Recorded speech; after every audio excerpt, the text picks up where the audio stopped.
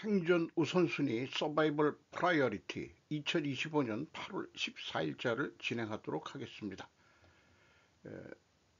구독, 좋아요 부탁드립니다.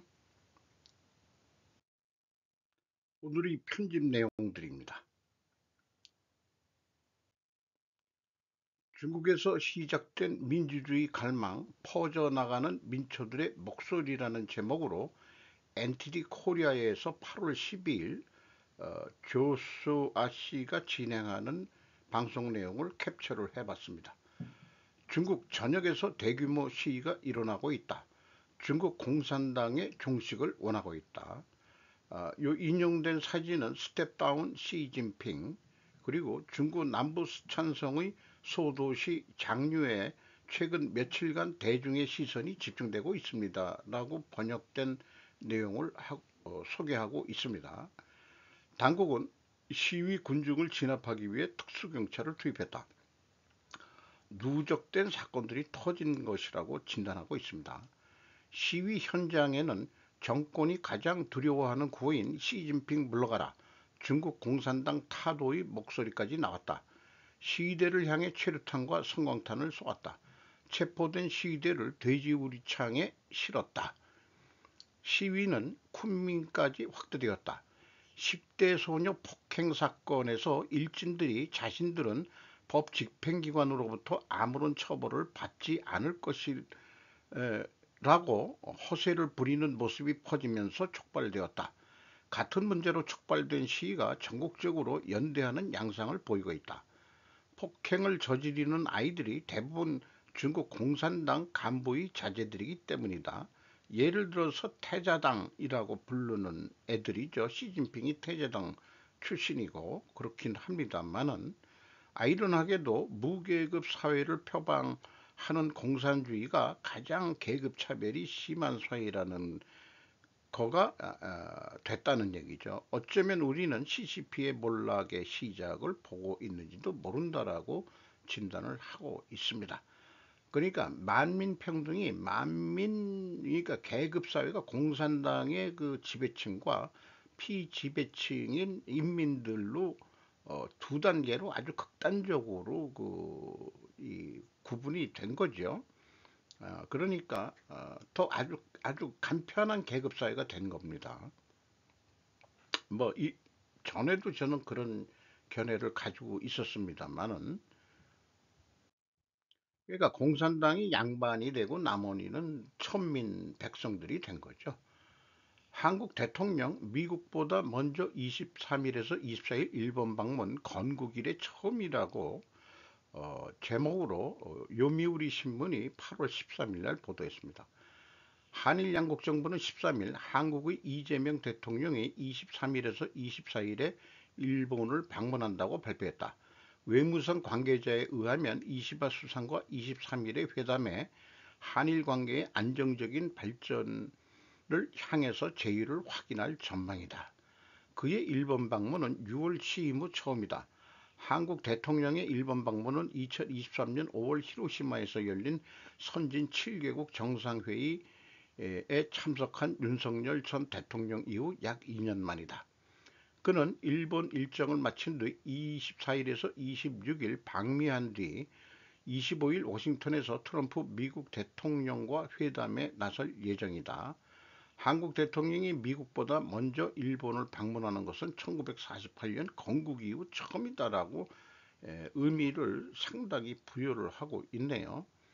애써 건국 이후 처음이라는 것을 표현하는 의미가 원하는 것은 무엇일까?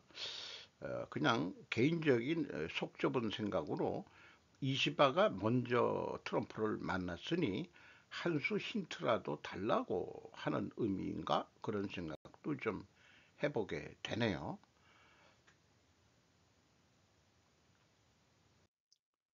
푸틴, 북우호 재확인 트럼프 대통령과의 회담을 앞두고 다들 바쁘네요. 8월 13일 BBC 뉴스 일본판에서 보도를 했습니다. 블라디미르 푸틴 러시아 대통령은 12일 김정은 북한 국방위원회 제1위원장과 전화통화를 갖고 두 정상의 우호관계를 재확인했다. 푸틴 씨는 전화로 우크라이나에서의 러시아 전쟁에 대한 북한의 군사 지원을 칭찬했다. 러시아군은 이번 주 우크라이나에서 새로운 전진을 계속하고 있다. 동부의 마을 드브로필야 근교에서는 급습에 의해서 단시간에 약 10km로 전진했다. 김 씨와 푸틴 씨는 이날 통화에서 우호관계, 설린관계, 협력관계의 발전을 위해 노력할 것임을 재확인했다고 크렘궁이 밝혔다. 또 푸틴 대통령은 김 씨에게 알래스카 정상회담 준비와 관련의 상황을 설명하고 도널드 트럼프 미국 대통령과의 차기 회담에 관한 정보를 공유한 것으로 알려졌다. 북한의 공식 성명은 이에 대해 언급하지 않고 있다. 의외죠? 우크라이나에서 계속되고 있는 전쟁은 러시아를 서방 국가로부터 경제적으로나 외교적으로 거의 완전히 고립시키는 한편 러시아와 북한 사이에 전례 없는 협력 관계를 낳고 있다. 러시아에서는 많은 남성이 죽거나 전투에 휘말리거나 국외로 달아나기 때문에 북한 노동자에 대한 의존도가 높아지고 있다고 한국 정보당국자는 BBC에 설명했답니다. 7월 기업물가 2.6% 상승, 우리나라 얘기가 아니고 일본 얘기입니다. 지지통신 경제부가 8월 13일 날 보도했습니다. 일본은행이 13일 발표한 7월의 국내 기업 물가지수 속보치 2020년 평균은 100으로 봤을 때 126.6이 되어 전년 동월 대비 2.6% 상승했다. 6월 기업 물가 2.9% 상승률 둔화, 그리고 쌀값 고공 행진 이렇게 표현을 했네요. 자, 오른쪽의 것은 우리나라 일본은행은 매달 기업 물가 지수라는 것을 발표하는데 이거에 대해서 그 찾은 내용을 여기 소개를 해 봅니다. 기업 물가 지수라는 게 있고 기업 서비스 물가 지수라는 것을 발표를 한답니다. 일본은행은 매달 기업 물가를 발표하는데 한국은행은 뭘 하는지 소비자 물가도 좀처럼 발표되지 않는다. 존재 가치가 무엇이냐? 왜 그러냐? 한국은행에 가면은 가장 써 있는 게 물가 안정이라는 현판이 붙어 있죠. 물가가 민생에 그렇게 중요한 것이라면 기업의 원재료 가격 추이와 판매 가격 추이는 매우 중요한 요소라고 저는 생각합니다. 제가 기업 분석을 하면서 원재료 가격과 제품 가격 추이를 추적하는 것도 뭐 회계 투명성도 있지만은 그런 거가 얼마나 솔직하게들 발표하는지. 한국은행은 인력이 부족한가요? 일본은 하는데 왜 우리는?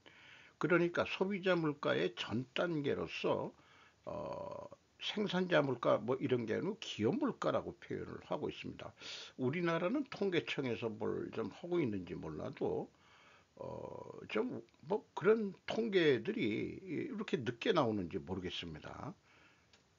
그만큼 이 통계가 빨리 나온다는 것은 행정이 투명하다고 저는 믿는 바입니다. 미국도 무슨 노동국 통계 뭐 이런 거로 잘랐죠. 뭔가 트럼프가 불만이 돼서 그런 게 아니고 전달 거를 막 수정하고 막 그렇게 해가지고.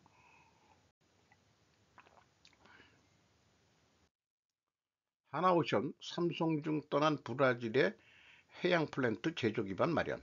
양범수 기자가 조선비지에서 8월 13일 날 보도했습니다. 삼성중공업 2006년 인수 후 운영하다가 문제로 2012년 철수를 했는데 하나 브라질 해양 플랜트 사업 수주 추진을 한다. 이런 얘기가 되겠습니다. 어쨌든 삼성중공업이 2012년에 2006년에 들어갔다가 2012년에 철수를 했었는데 이 하나가 다시 들어간다는 얘기로 알고 있습니다. 철수한 이유 중에 이런 얘기가 있습니다.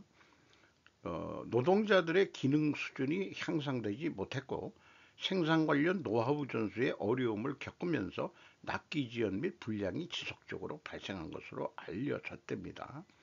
그러니까 조선이라는 것도 이 노동력이 숙련된 노동력이 꽤 중요한 업종이라는 게 부각이 되네요. 한 조선업계 관계자는 조선업은 노동 집약적인 산업이라 투자 건설보다 향후 운영이 문제라며 해외 사업장은 국내와 환경이 많이 달라 어려움이 생길 수 있는데 이를 해결하는 것이 관건이라고 말했다. 어떤 이 원재료에 대한 공급 사슬도 문제고 생산 관리 능력, 이런 공정 관리 능력이 매우 중요한 게 된다는 것이 의미하겠죠. 단독 산재 강력 제재하라. 기업 향하지만 건설 사망사고 41%가 공공 부분. 신지우 기자가 한국일보에서 8월 13일을 보도했습니다.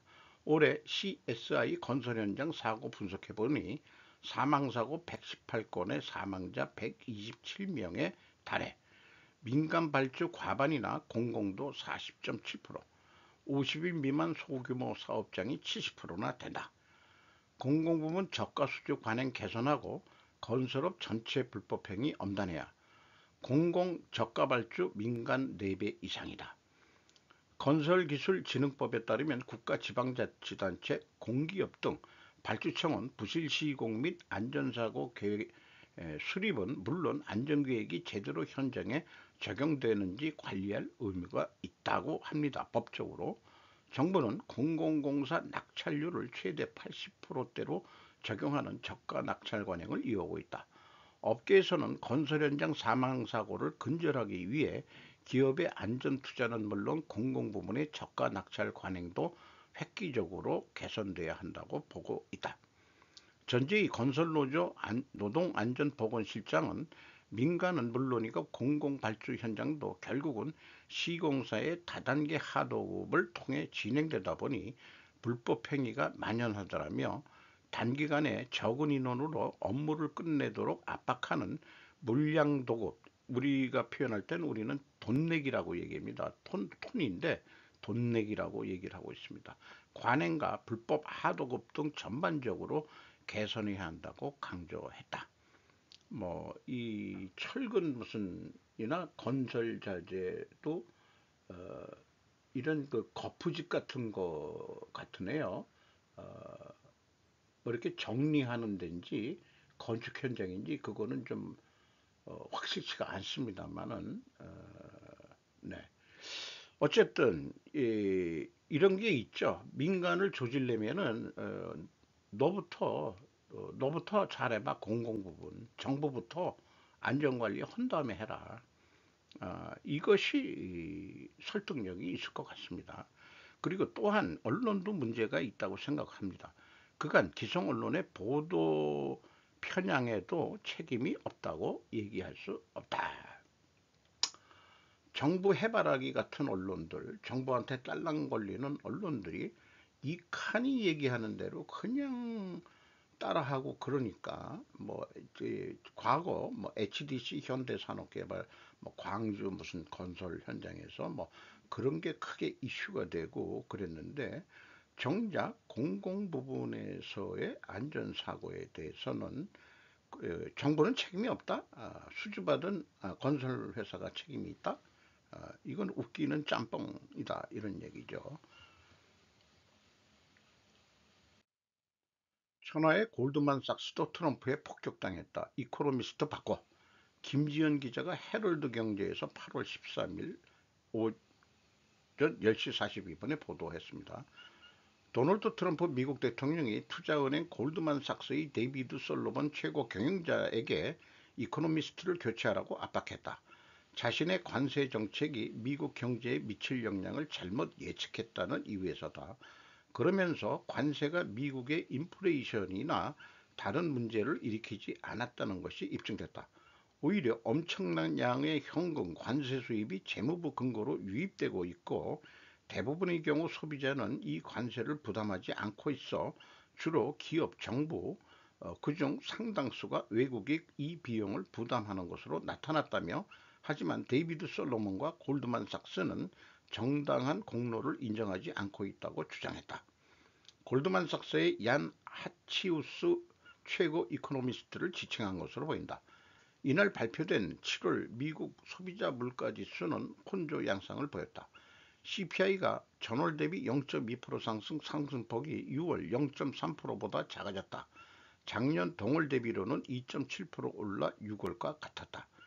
변동성이 큰 에너지 식품을 제외한 근원 CPI는 전월 대비 0.3% 상승해 6월 0.2%보다 상승폭이 커졌다.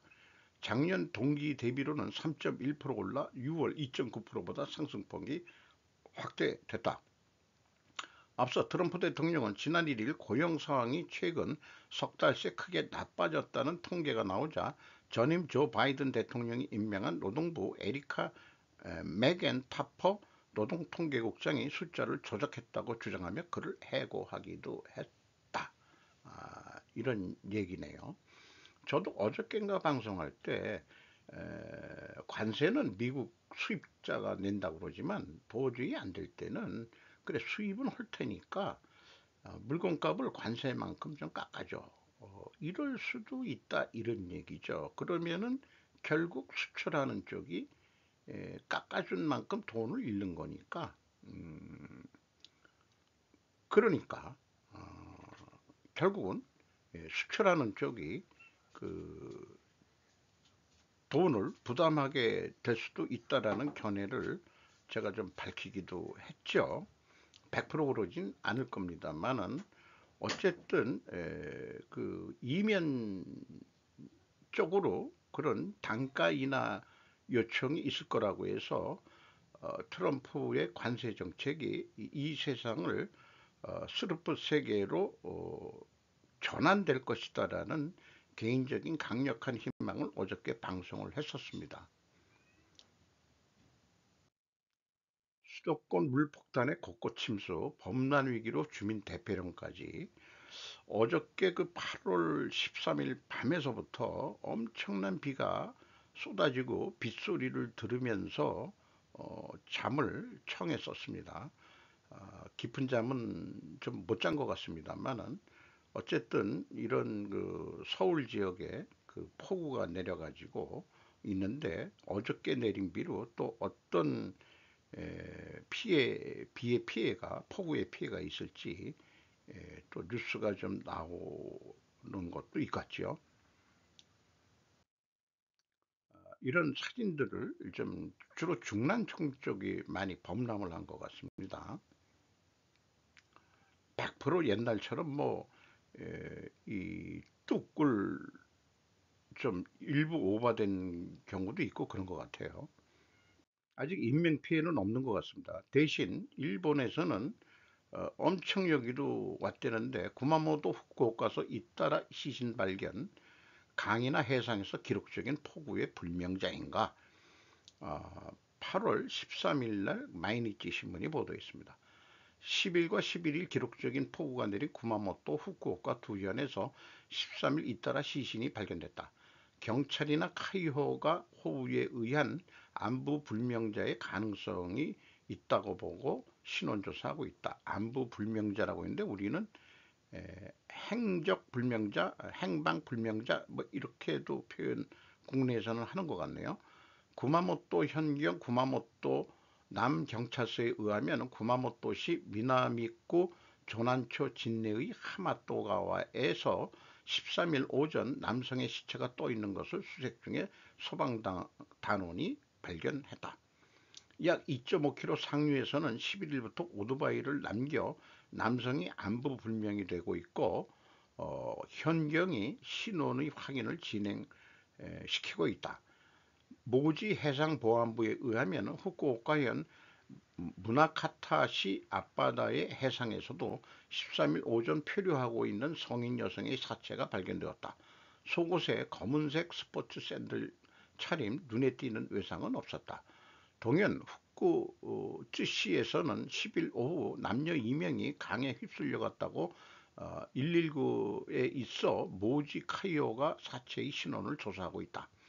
또 구마모토현 코사초에서는 60대 여성이 안부 불명이 되고 있는 것이 새롭게 판명되었다.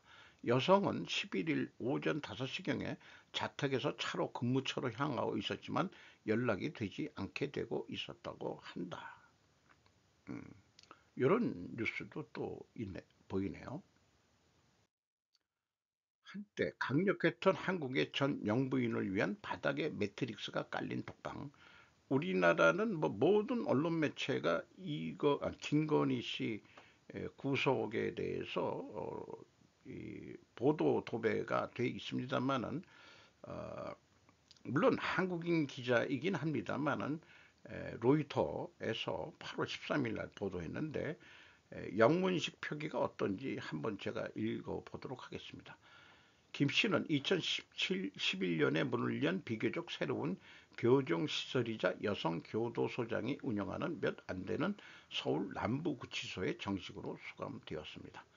이 문제에 정통한 소식통은 로이터 통신에 그녀는 다른 수감자들과 같은 방식으로 치료를 받겠지만 고위 인사로서 지위를 고려할 때 일상생활에서 약간의 조정을 받을 것이라고 말했습니다. 김 씨는 뇌물수수, 주식사기, 영향력 행사 혐의에 대한 수사가 진행 중인 가운데 증거를 인멸할 수 있다는 이유로 화요일 늦게 법원이 체포영장을 승인한 후 수감되었습니다. 김 씨는 지난주 조사를 받기 위해 출석하면서 국가에 뭐 우려하는 그런 사과를 하면서 자신을 아, 나는 아무것도 아닌 사람이라고 스스로 얘기를 했답니다. 미술 전문가로서 성공적인 큐레이션의 에이전시를 설립하고 운영한 김 씨는 2022년 남편이 당선 전후로 여러 스캔들에 휘말렸으며 때로는 논란이 윤 씨의 격동적인 대통령 재임 기간을 무색하게 만들기도 했습니다. 전직 판사이자 윤 씨와 함께 일했던 검사인 한동수 씨는 김 씨가 정치적으로 전략적인 사고를 가지고 있었다며 남편이 고위직에 오르는 원동력이었다고 말했습니다. 결혼 당시 김 씨는 39세였습니다. 김건희가 그를 선택했어요. 한 씨가 말했습니다. 그리고 그녀는 그에게 대통령이 될 전략과 에너지를 주었습니다. 라고 표현했답니다. 윤 씨는 반란 혐의로 계엄령을 내리려는데 실패한 혐의로 재판을 받고 있지만은 자건 어쨌든 남편하고 자신이 그 구치소에 갇혀 있다는 거를 그렇게 소개를 하고 있네요. 일본 정부 인도양 아프리카 경제권 재창 신경제권 구상. 일본이 상당히 공격적인 행보를 하고 있는 것 같습니다. 이것도 마이니치 신문에서 보도한 내용입니다. 일본 정부는 20일에서 22일에 요코하마시에서 여는 제9회 아프리카 개발회의 신경제권 구상 인도양 아프리카 경제권 이니시어티브를 재창할 방침을 붙였다. 아프리카의 영향력을 강하게 하는 중국을 염두에 두고 일본의 우방인 인도나 중동 제국과 제휴해 아프리카 발전에 공헌할 의사를 내세운다. 이시바 시게루 수상이 회의에서 표명한다. 정부 관계자가 13일 날 밝혔다. 인도 이서로부터 아프리카를 인도양 아프리카 경제권이라고 정의해 자유롭고 공정한 경제권의 구축을 목표로 한다. 구체적으로 정부 개발 원조로 일본 기업이 인도 중동의 거점으로부터 아프리카에 수출하는 환경 등을 정비한다. 정부 관계자는 스즈키나 다이킨 등 인도의 제조 거점으로부터 아프리카에 수출하는 움직임이 있다. 일본의 경제 성장으로 이어지는 움직임을 넓히고 싶다고 지적했다. 일본은 지금까지 자유롭고 열린 인도 태평양 구상에 근거해 동남아시아나 인도와의 제휴 강화를 도모해 왔다. 신경제권 구상을 계기로 보다 먼 곳에 글로벌 사우스 신흥 개발 도상국과의 관계 강화를 진행시킨다. 아프리카에 풍부하게 잠자는 중요 광물의 채굴이나 이용 활용도 뒷받침한다. 회의에서는 아프리카 2위 구리산지인 내륙국 잠비아의 수도와 모잠비크의 나라카항을 연결해서 나라카 회랑을 광역 ODA로 정비한다는 계획도 내놓을 예정이다. 그동안에는 보이지 않게 그 금이라든지 지하자원 이런 것들에 러시아나 중국이 와서 판을 치고 있었고 미국도 이제 슬슬 신경을 쓰지만은 일본이 음, 아프리카에 하고 인도하고 연결해서 어, 그 도모를 하겠다 이런 얘기네요. 남의 얘기가 아닌 것 같습니다. 우리도 일본과 같이 지하자원이 없는 나라에서 아프리카가 뚫어야 될 그런 데가 아니겠느냐. 뭐 여러 가지 봉사활동 이런 것들만 나오는데 경제 교류 이런 것도 우리도 적극적으로 좀 그러기 위해서는 인도 태평양 해상이 안보가 일단 보장이 돼야 되는 거겠죠. 그래서 우리나라 해군력도 어, 해외로 번져 나가야 된다고 저도 생각을 합니다. 미국이 책임을 지겠다고 하기 때문에 세계 패권을 하고 있는 거지만 거기에 공조해야 우리도 먹고 살 수 있는 거 아니냐라고 생각을 할 수 있는 거 아니냐. 따라서 좁은 나라지만은 항공모함이 필요할 수도 있다라고 대형은 아니더라도 그러면 중형이라도 우리가 항공모함이 필요하지 않겠냐 이런 생각을 하게 되는 거죠. 카자흐스탄 답사보고 제2부 요것은 그냥 참고 자료로 넘어가도록 하겠습니다. 저도 고대사 이런 거에 상당히 관심이 있기 때문에 상당히 많이 연구하고 오랜 시간 들려가지고 우리 유라시아 투르크 이런 계통의 문화 이런 거하고 한국하고 무관하지가 않다. 이런 샤머니즘, 당목 이런 거 우리나라하고 똑같고 이런 피라미드 조화하고 우리나라도 피라미드 정신이 있었고 이런 얘기들을 쭉 근데 이름이 참 재밌네요. 아바이 기념관이라고 이북말 아바이하고 발음이 똑같네요. 뭐 이런 거, 그다음에 이제 태양세, 삼조고 이런 특징들에 대해서 지속적으로 얘기하고 있습니다. 당군의 나라 카자흐스탄을 읽어봤기 때문에 많이 하고 있고 샤먼 바이블이라는 책도 나와 있습니다. 그래서 이것이 우리나라도 삼한관 경계제라고 해가지고 고조선도 삼국으로 나눠서 통치를 했는데 카자흐스탄도 마찬가지로 그렇게 하고 쭉 설명을 하면서 우리하고 고대사적으로 남이 아니다. 이렇게까지 얘기를 하고 있습니다. 소대 우리나라 치해복권지대인 소대하고 똑같은 개념의 소대를 돈의 힘으로 멋있게 짓고 여기에 이제 새를 얹어 놓는 거죠. 우리나라 소대 보시면은 이 철학이나 정신이 똑같고 이런 상징하는 게 662, 36 이런 거가 수비적으로 다 맞게끔 건축이 돼 있다고 소개를 하고 있습니다. 잠이 없는 늙은이다 보니까 가끔 가다가 의미 있는 말들을 드라마, 영화에서도 찾게 됩니다. 우리의 진짜 초능력은 바로 끈기예요. 그러니까 저와 같이 IQ 한 두 자리 간신히 넘는 사람들은 끈기 외에는 없죠. 노력 이런 거 포기하지 않고 계속하는 거. 농장간 이주 노동자 출신 가정에서 자라난 또 젊어 하는 사람이 나사 비행사가 되는 실화를 영화한 건데 이 사람은 폭발 사고로 사망을 나중에 하지만은 자기가 올라가서 봤을 때 우주에서 지구를 보면은 지구에 대한 경외심이 일어난다는 것에 대해서 공감을 하고 있습니다.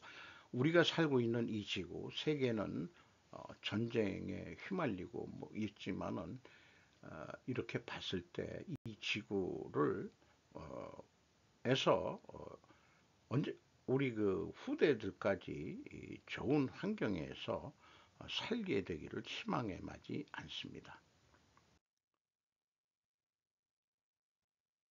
오늘도 좋은 하루 되시기 바랍니다.